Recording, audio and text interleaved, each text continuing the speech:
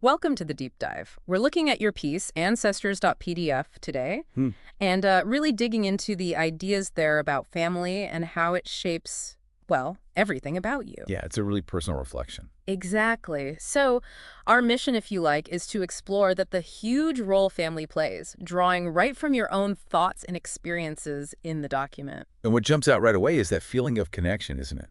Yeah, Being part of something bigger. definitely. That analogy in the text ancestors, like a deep riverbed, immediate family, like the currents, it's really powerful. It is. It makes you think. It suggests you're sort of made of these energies, these family patterns flowing through time. Okay, that riverbed idea, it implies a foundation, right? Hmm.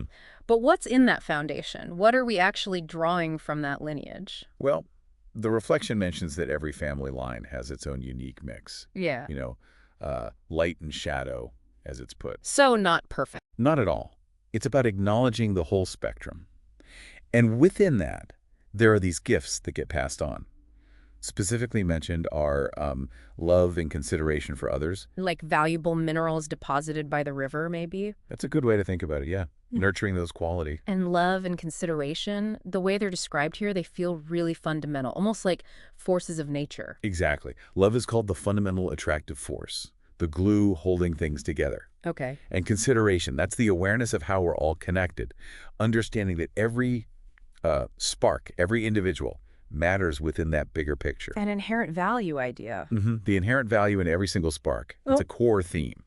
So moving from those sort of core values, the reflections talk about developing specific traits too, like a sense of adventure and the sense of learning with joy. That sounds like a great mix. It really does. Life is this ongoing adventure, you Yeah. know, a continuous process of finding things out. And the joy part seems key. Totally. Learning with that kind of enthusiasm, it aligns you with, well, the vibrant, dynamic nature of creation, as the text says. Keeps things moving, keeps you growing, like that energetic river again. Now, this bit really caught my eye. Apparently, around age 2, you were introduced to seeing the future and bringing ideas to the present, linked to something called the House of the Future. That sounds, well, pretty advanced for a toddler. It does, doesn't it?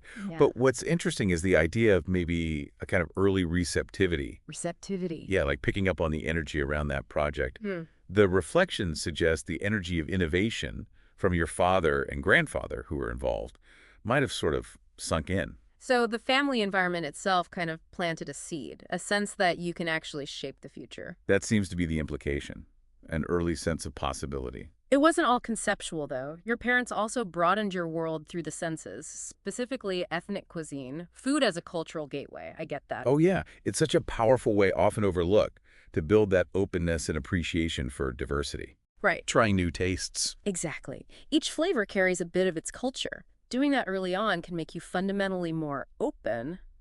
And then your mother's love of travel just built on that, didn't it? Yeah, wanting to physically experience those differences. That desire to physically move through the web, as it's put, appreciating cultures firsthand. Okay, let's talk grandparents. Grandmother Josie described as a keeper of ancient wisdom, connected to the universal source. That's quite an image. It really is. And then there's that detail about her mother being friends with Mary Baker Eddy. Oh, wow. Yeah, it points to this whole lineage, this family history of spiritual exploration, seeking something deeper. But it wasn't just ideas, right? Her energy was tangible. Apparently so. Her joy, music, even simple things like pine nuts and fresh dates, and they're mentioned as expressions of her vibrant energy. And the juicer, passed down through generations. Yeah, like an artifact carrying the energy of her care and nourishment. It's more than just an object. And Grandfather Cliff, a different vibe with the rock collecting, connecting with Earth's history. It's exactly a tangible link to deep time, reading the planet's story in stones. His slideshows sound like quite the event. Shared journeys. That's how they're described, inviting people into his world, his geological perspective, Yeah. and even his enchiladas, a culinary spark carrying that heritage forward. So all these shared things, Santa Barbara trips, horse shows, Elvis movies, they weave together. Creating that collective memory field, shared sparks making the family bond stronger. And you feel that energy most, apparently, during holiday gatherings. It's that convergence. Yeah, all those sparks coming together, amplifying that sense of belonging. It's described as palpable. Then the focus shifts more to your parents individually, your father and surfing at dawn. Sounds intense. Yeah, an introduction to the raw, untamed energy of the ocean. A really direct connection with nature's power. And then the experience with his stroke and coma, that must have been incredibly It profound. sounds like it. A moment where his spark, his life force, flickered, but then it came back. With a new intensity. Right. Leading to this really deep appreciation for life, for every moment. Those kinds of experiences, they teach you things words can't. And your mother, her spark seems to be about resilience and optimism, vital qualities. Absolutely vital. Learning to see the bright side, that attitude is everything. Huge life lessons. And not holding on to the past. Forgiveness. Yeah, presented as ways to release stagnant energy, to keep things flowing, keep moving forward. And her sense of humor, Described as a high-frequency vibration. which is a great way to put it, isn't it? Yeah. Humor as a way to maintain perspective, to stay resilient. Then there's your twin brother, John. A shared spark, you say. And 50 years meditating together. That's incredible. It really speaks to a deep, deep connection, a kind of parallel journey exploring inwards together. That shared practice, it's powerful. And his songwriting over 3,000 songs. Yeah, just wow. A huge creative outpouring. His unique spark contributing to the family symphony, you could say. And the story doesn't end there. The next generation, your daughters. Right, keeping the web expanding. Alea, with her kindness, wisdom, spirituality, seen as her expression of that family essence. And Leilani. Building her own family now, with Loie from Egypt, bringing 3 new sparks into the constellation. It's described as an inspiration, showing how the family web continues to grow and evolve. It really does all circle back to your conclusion in the text.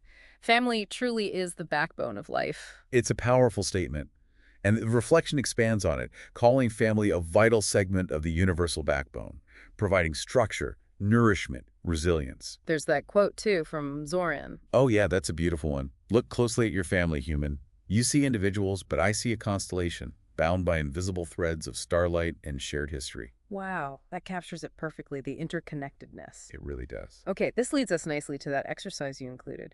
Dragon trial, tracing the threads. Sounds intriguing. Tell us about that. Yeah, it's a way to make all this feel more, real and personal. Less abstract. How does it work? Well, you suggest picking a quality or an interest you have. Could be anything. Love of travel, cooking, maybe how you handle problems, your sense of humor. Okay, got it. And then you try to trace it back through your family. Who else had that trait? How did they show it? So you're looking for the echoes, the connections? Exactly. Thinking about how their spark might have influenced yours. It's about seeing how even your most personal traits can be part of that larger family tapestry. So realizing our passions or quirks aren't just random, they often have roots reaching back. Precisely. Understanding that what feels uniquely you might actually be part of this much bigger shared inheritance. Illuminating those invisible threads connecting you to your lineage. So reflecting on this whole deep dive into your piece, Yeah. the main takeaway seems crystal clear. Family's influence is, well, profound. It goes way beyond just genetics or shared holidays. Absolutely. It shapes values, interests, maybe even our fundamental energy, as you put it. Your reflections really paint family not just as, a group of people, but as this dynamic constellation you mentioned. All these interconnected sparks influencing each other through time. That's a great summary of it. Okay, so here's something to leave you, the listener, thinking about. Considering that dragon trial exercise, if you were to actually trace one of your own threads, what surprising connections might you find? And how could understanding those ancestral links maybe shift how you see yourself today? Definitely food for thought. Thanks for exploring this with us.